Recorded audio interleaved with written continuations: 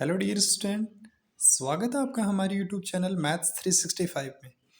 आज की क्लास आपके लिए बहुत ज़्यादा इम्पोर्टेंट होने वाली है। आज की क्लास में अपन डिस्कस करने वाले हैं शॉर्ट क्वेश्चन जो आपके एग्जाम में आने वाले हैं। Short question 15 question objective plus 7 question blank space के, ऐसे टोटल देखा जाए तो 19 मार्क्स आपको आज मैं यहाँ से करवाने वाला हूँ। जिसमें देख पा रहे हो आप पहला क्वेश्चन क्या है। पहला क्वेश्चन, एक अभाज्य संख्या के कुल गुणनखंडों की संख्या है, कितनी है? एक है, जीरो है, दो है या तीन है? आपको बतानी है अभाज्य संख्या की। जैसे एक बात करें, कोई अभाज्य संख्या ले, सबसे छोटी अभाज्य संख्या होती है अपनी क्या, दो। इसके बाद में तीन, क्या चार होती है अभाज्य संख्या? नहीं, पाँच, ऐसे सात। तो इनके जो फैक्टर बनने वाले हैं वो मैक्सिमम दो फैक्टर हो सकते हैं। इस पाँच के देखे जाए तो एक फैक्टर एक और एक दूसरा पाँच। तो इसके कितने अधिकतम गुणनखंड हो सकते हैं? वो कितने हैं? दो। ऐसे ही आप सात के साथ देख सकते हो, सात के एक सात हैं और दूसरा क्या हो सकता है, एक। तो दुनिया के जो अभाज्य नंबर है उनकी अभाज्य गुणनखंडों की जो मैक्सिमम जो संख्या है, अधिकतम संख्या है, वो कितनी हो सकती है? दो। तो यहाँ राइट आंसर रहेगा अपना क्या, दो। जैसे देखा जाए, आठ के अभाज्य गुणनखंड एक, एक, दो, चार और फिर कितना, आठ। तो आठ एक अभाज्य संख्या नहीं होती है अपनी, ये एक भाज्य संख्या है। लेकिन यहाँ क्वेश्चन में पूछा है अभाज्य संख्या की, तो अभाज्य संख्या के कितने गुणनखंड हो सकते हैं? हमेशा दो। एक वो संख्या स्वयं और एक एक। तो इसका राइट आंसर रहेगा दो। बिल्कुल आपको अच्छे से क्लियर हो गई होगी बात। नेक्स्ट क्वेश्चन है, द्विघात समीकरण क्या है? X square plus 99 x plus 127 के शून्यंक हो गए। आपको शून्यंक फाइंड नहीं करने। ऑप्शन पे जाओगे तो ऑप्शन में दे रखा आपको दोनों धनात्मक, दोनों ऋणात्मक, एक धनात्मक एक ऋणात्मक, या दोनों समान। तो यहाँ से आप कैसे देखोगे, जो समीकरण है, द्विघात समीकरण है ये, इस समीकरण के जो शून्यंक है वो धनात्मक होंगे, ऋणात्मक होंगे, कैसे होंगे? देखा जाए तो समीकरण है पूरी प्लस में है, तो इसके जो शून्यंक आने वाले हैं वो दोनों ही कैसे आने वाले हैं, ऋणात्मक आने वाले हैं। तो इसका राइट ऑप्शन रहेगा अपना बी। नेक्स्ट है, एक बंटन का माध्य तथा माध्यिक 14 तथा 15 है तो बहुलक, तीनों के बीच में एक रिलेशन होता है अपना, क्या होता है मैं बता देता हूँ आपको एक बार के लिए। बहुलक इक्वल होता है किसके, तीन माध्यिक माइनस दो माध्यिक। अब यहाँ से कोई दो चीज़ देकर तीसरी पूछी जा सकती है, इस फॉर्मूले से बता सकते हो आप। यहाँ क्या पूछा गया है, आपको माध्य दे रखा है और माध्यिक दे रखा है, बहुलक पूछ लिया गया। तो माध्यिक कितना है, माध्यिक है 15 है, तो 3 × 15 माइनस दो माध्य, माध्य कितना है अपना 14, करोगे 16 को, 15 को 3 से 45 माइनस 28, माइनस करोगे तो कितना मिलेगा आपको 17। तो इसका जो मोड या बहुलक है वो फाइनली कितना मिला आपको 17। तो इसका जो राइट आंसर होगा वो 17।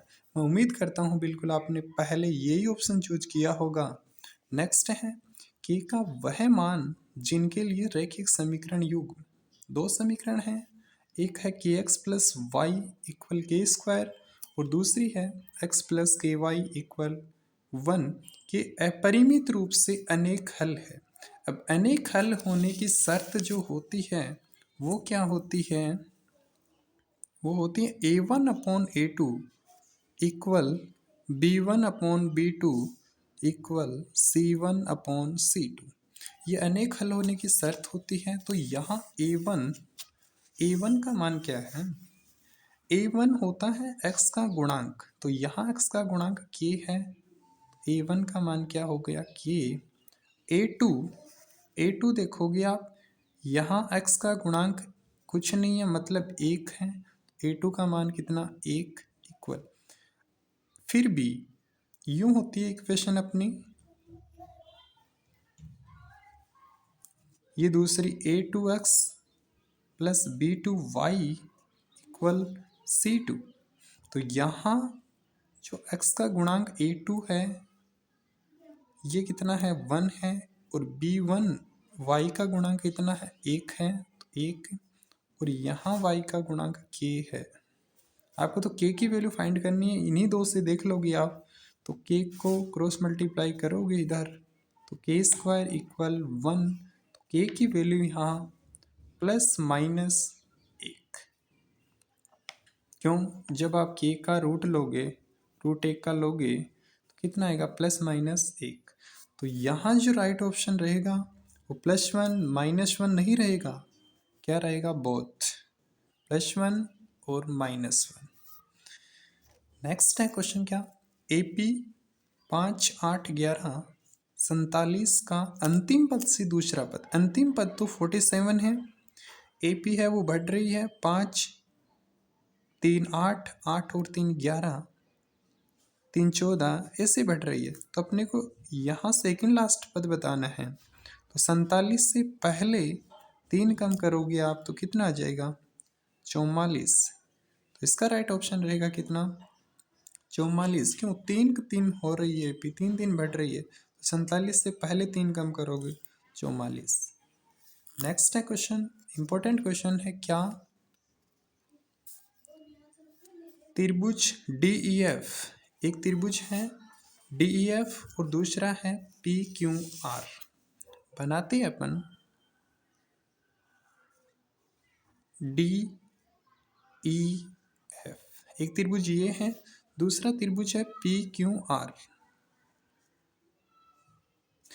कोण D है वो Q के बराबर है। D अपन ने यहाँ लिखा है तो अपनी सावधानी के अनुसार अपन यहाँ लिख लेते हैं क्या, Q, ये Q है। कोण R है वो कोण E के बराबर है, तो कोण R E के बराबर है, E यहाँ लिखा है तो R यहाँ लिख लेते हैं अपन। और बाकी जो F है वो किसके इक्वल हो जाएगा, PQR की बात हो रही है, तो PQR हो तो निम्नलिखित में से कौन सा सही है, ये आपको बताना है। दो त्रिभुज देख पा रहे हो आप, दो कोण समान हैं, कोण कोण कसौटी से ये दोनों त्रिभुज हैं समरूप। समरूप है तो इनकी भुजाओं के बीच में जो संगत अनुपात है वो समान होने वाला है। तो इनमें ऐसा पूछा गया आपसे कौन सा सही नहीं है, सही नहीं है वो पूछा गया आपसे। करते हैं फर्स्ट ऑप्शन को मैच, EF अपॉन PR, संगत भुजा EF, EF इधर PR, तो बिल्कुल ये बात तो सही दिखाई दे रही है यहाँ पर, EF के साथ में PR आ रहा है, बिल्कुल सही है। DF, DF इस भुजा के साथ में क्या PQ भुजा है, बिल्कुल सही है ये बात भी, तो ये बात तो है यहाँ राइट। सेकंड पे चलते हैं, DE, DE ये भुजा है, इसके साथ में RQ भुजा, ये सही नहीं है, यहाँ पर PQ दे रखा है, यदि RQ आता तो ये बात क्या थी, सही थी, तो ऑप्शन आगे मैच करने की आवश्यकता है ही नहीं, अपना राइट आंसर रहेगा क्या, ब। नेक्स्ट है बिंदु 3,4 की x अक्ष से दूरी, इससे पहले वाले वीडियो में पेपर ने डिस्कस किया था क्या कि x अक्ष से दूरी पूछ रहा है तो वो y का मान होता है, तो x अक्ष से पूछा है तो y का मान कितना है, 4, तो राइट आंसर 4। यदि y एक्सिस से पूछा होता तो कितना होता आंसर, 3। बिल्कुल समझ में आ गई होगी बात आपको। नेक्स्ट देखते हैं क्वेश्चन, क्या है नेक्स्ट क्वेश्चन,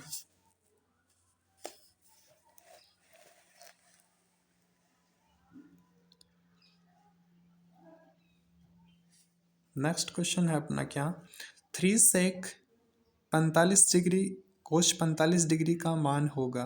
पहले आप खुद बनाइए इस क्वेश्चन को, क्या है 3 सेक 45, तो 3 सेक 45 कितना होता है, √2, और कोश 45 का मान कितना होता है, 1/√2, √2 से √2 कैंसिल आउट, तो कितना 3 गुना है, कितना हो जाएगा राइट आंसर 3।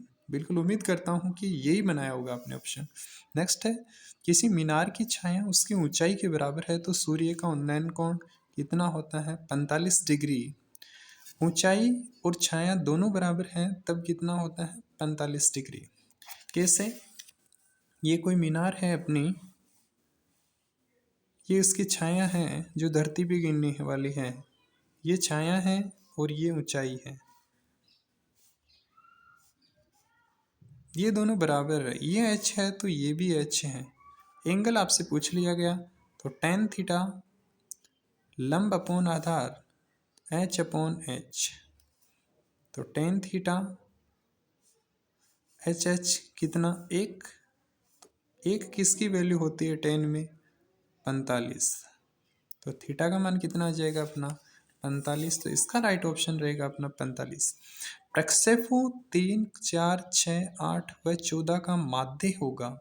माध्य आपको पता है क्या होता है, योग अपॉन संख्या, प्रेक्षणों का योग बट्टे संख्या, योग इनका योग, बिल्कुल ध्यानपूर्वक ऐड करोगे इनको आप। 3 और 4 7, 7 और 6 13, 13 में 8 जोड़ा कितना 21, 21 में 14 जोड़ोगे 35, कितना हुआ योगफल 35, कितने हैं संख्या कितनी 1 2 3 4 5, तो 35 में 5 का भाग दोगे कितना आ जाएगा 7, तो राइट ऑप्शन रहेगा इसमें 7। Next question, important question, very important question. चित्र में 7 सेमी त्रिज्या के एक वर्त के बाह्य बिंदु P से स्पर्श रेखा PT खींची गई है। जैसा देख पा रहे हो आप, PT की लंबाई है 24 सेंटीमीटर। यदि O वर्त का केंद्र है तो PR की लंबाई बताओ। PR आपको ये लंबाई पूछ ली गई है पूरी, ये पूरी लंबाई ये पूछी गई है आपको। 7 सेमी त्रिज्या, त्रिज्या यहाँ से लेकर यहाँ तक, OT ये त्रिज्या है, OR ये त्रिज्या है, तो ये कितनी है 7। यहाँ राइट एंगल बन रहा है, क्यों? स्पर्श रेखा और त्रिज्या के बीच कोण कितना होता है वैसे अपना 90 डिग्री, तो 90 के अपोजिट साइड जो OP है ये कर्ण है। OP कर्ण स्क्वायर बराबर क्या होता है आधार स्क्वायर प्लस लंब square, OT square plus PT square. OT का मान 7 है तो 7 का स्क्वायर कितना 49, प्लस PT 24 है तो 24 का कितना होता है 576, ऐड करोगे कितना मिलेगा 625। OP स्क्वायर 625 आया है तो OP कितना आ जाएगा, इसका स्क्वायर रूट लोगे आप कितना आ जाएगा 25। OP ये 25 आई, आपको OP नहीं पूछी, आपको PR की लंबाई पूछी है, तो ये 25 आई यहाँ से यहाँ तक, ये त्रिज्या है तो ये 7 है, तो 25 और 7 कितना हो गया अपना, पूरी लंबाई पूछी है आपको PR, तो 25 और 7 कितने हो गए अपने 32, तो राइट ऑप्शन रहेगा अपना कितना 32।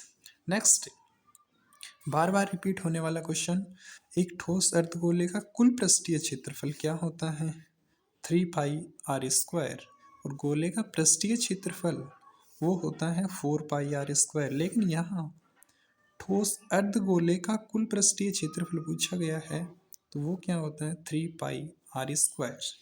नेक्स्ट है, त्रिज्या r वाले वर्त के उस त्रिज्यखंड का क्षेत्रफल जिसका कोण P है, तो इनमें से आपको चूज करना है कौन सा राइट रहेगा।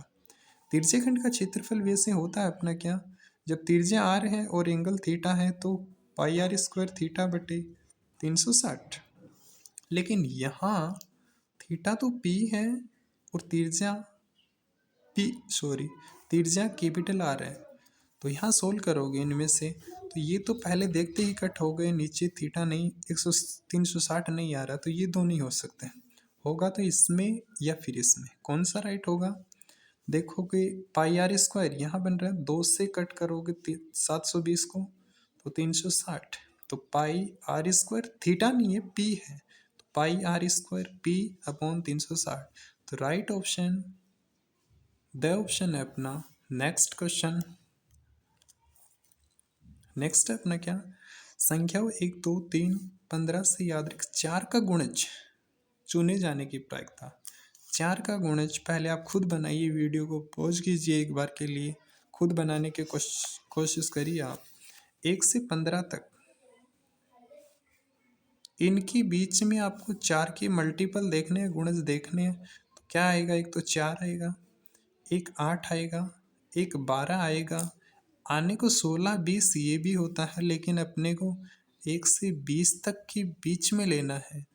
इनके बीच में कितने आएंगे, 1 2 3। प्रायिकता पूछिए, प्रायिकता क्या होती है, अनुकूल परिणाम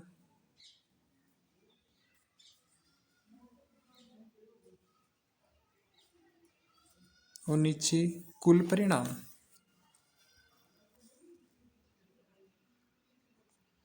अनुकूल परिणाम कितने हैं अपने, 3 है, और टोटल कितने हैं 15। तो कितना आ गया, 1/5। तो इसका राइट ऑप्शन रहेगा अपना कितना, 1/5। समांतर श्रेणी के कितने पद लिए जाए ताकि उनका योग 81 हो जाए। योगफल 81 बनाना है। कैसे, SN योगफल का सूत्र होता है n/2 2a plus n-1 into D. कितने पद लिए जाए, योगफल 81 दे रखा है, तो SN का मान 81 है। n/2 2a का मान प्रथम पद वो कितना है, 17 है। n का मान नहीं है पूछा आपसे। d का मान 15 माइनस 17 कितना, -2।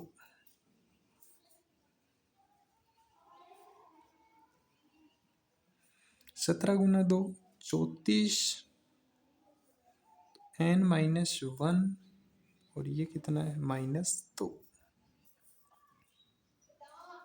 देख पा रहे हो ऊपर कॉमन है 34, 2 क्या कॉमन ले लोगे, 2। तो यहाँ 17 प्लस n-1, -2 में से 2 कॉमन लिया, -1, 2 से 2 कैंसिल आउट। 17 -1 को अंदर इंटू करोगे -n, -1 को 1 से करोगे +1। अपने को तो ऑप्शन मैच करवाना है। रखोगे n का मान 8, रखोगे 8